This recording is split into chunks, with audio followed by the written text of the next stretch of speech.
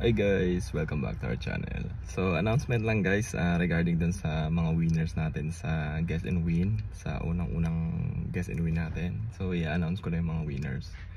So yun nga guys, kung pabahin ko lang ng konti, kung familiar kayo sa movie na Squid Game, so especially yung first season, kung kilala nyo kung sino yung player na nanalo sa first season, winner ka na rin guys.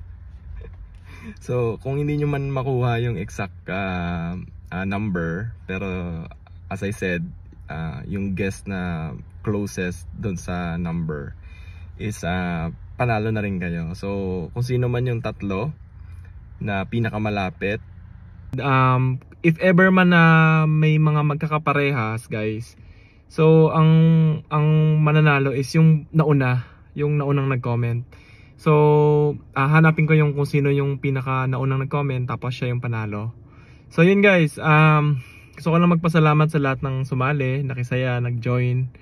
And sa mga hindi pinalad, may susunod pa naman tayo. So parang ito pa lang yung part 1 natin ng Guess and Win. So may susunod pa naman dyan for sure.